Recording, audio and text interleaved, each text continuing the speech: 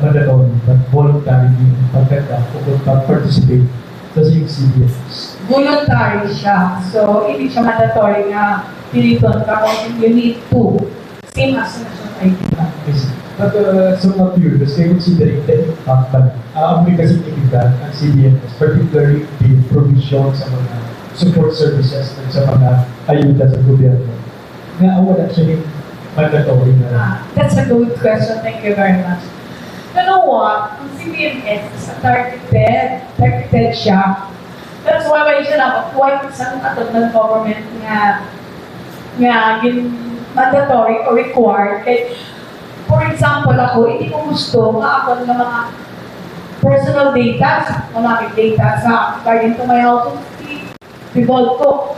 So when you join the CBMS interview, may consent form sa sir. Kaya targeted your name or your house will really appear that you have no CR.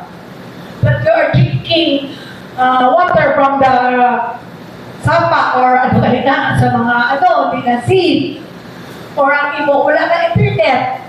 And amo na yung income mo, kaya nakita nila ang sila working. If pila more or less ilang so siyempre mabalang naman sa work.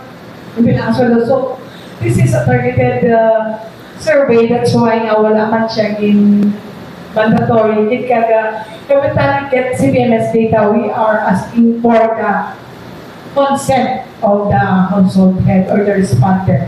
But his data, pwede ba sir, na kung gusto mo magpa-interview ka lang mag-atag consent, during the tabulation, wala imunganan. Wala hindi wala.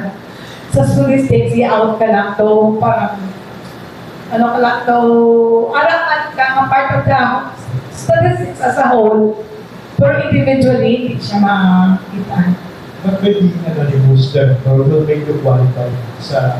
Hindi, may targeted siya, sir.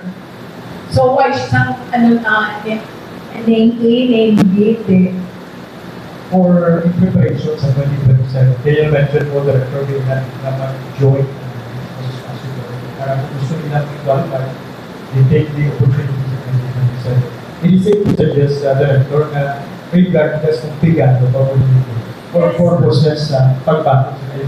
Actually, during the 2024 implementation, I asked that to my head to our using mapa. Sir, hindi mo hindi kami? Hambal niya, as much as possible, kung pwede na doon makuha. Not na ay nagsabay siya sa census, but especially in acts, in terms of crisis situation. So, kailangan natin na pangayo. For example, may baka, or may lilog, or may sunog. So, kung part ka sa even you are you have a high income or hindi ka non-poor or non-poor kaging-galing, you could avail. You had another situation that you are in crisis situation. So, napagin niya mga in crisis, may masakit sa inyo. Wala. Mga cases na terminal, like that. So, you could ask also for that very sige na panaaman na kung na-CBMS ka.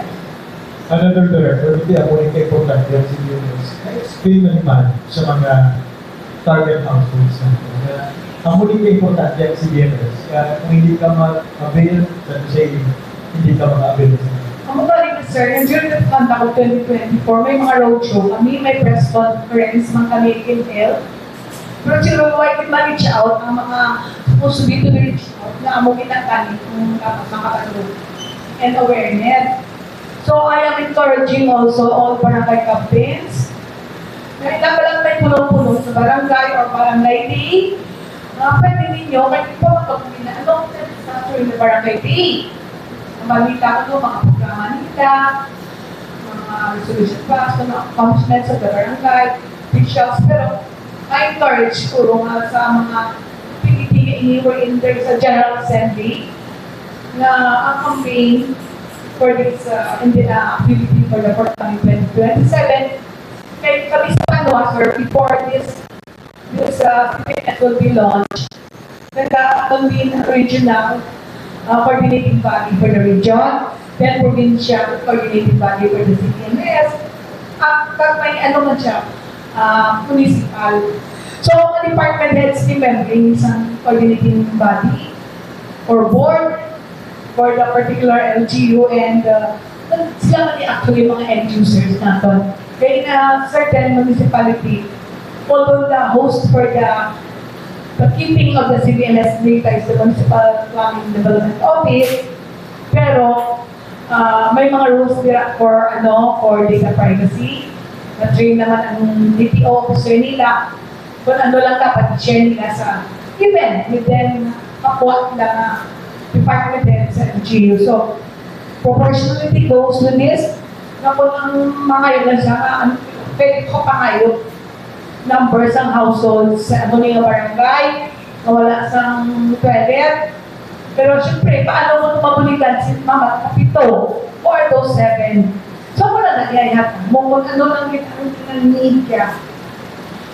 Okay, sir. Last question from Ed, Director, as to statistics or numbers, pila ang record na doon na posible qualified sa silang Peter? Sa regional, sir, wala kami lista kay ang list inahatag sa regional office ng DSWD, tapos ginahatag na nila sa province, provincial link nila, municipal link. Pero we could ask also sa uplifters sa community ko siguro mga yun. Sa listahan, sa pirang nag-avail sa CBMS, pinaka-percent, to wala siya, hindi siya circuit pareho nga, like kung total population is, the population sa Luzon, Visayas, daw 90% ang CBMS. Totoo, type population. Taas siya actually. Dito sa city lang natin, walang bumati. Sa city, ang CDMS is for the city in the region, we fund their own operations, but then the processing, the pooling ng PSA. So sa enumeration, sila na nagsuweldo sa ating enumerator. Kaya with the law, each using sila yung mga. Clarification lang.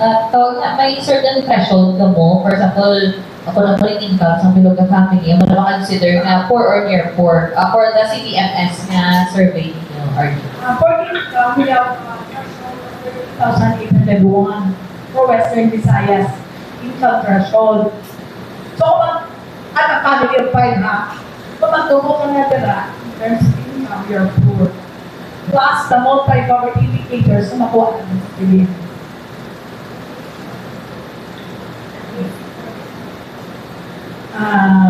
Gross. Monthly na 13,800. Family. How about ang year 4? Paano na siya RD? Paano na siya yung threshold? May statistics ako din sa year 4, actually. Ang palanan sa aton nga may a certain percentage sa year 4 nga kay ang aton nga threshold is 13,801. And that goes for the food threshold. So ang non-food naton is 4,163. So ang aton balaan nga sa kunin ka mapasiyan, ang mga commodities pala masamihan ginakakon at mga that covers of the medicine, education, pero hindi na ito sa pulingan, mga food and food, hindi siya basic balang requirement. So, 0.30% siya.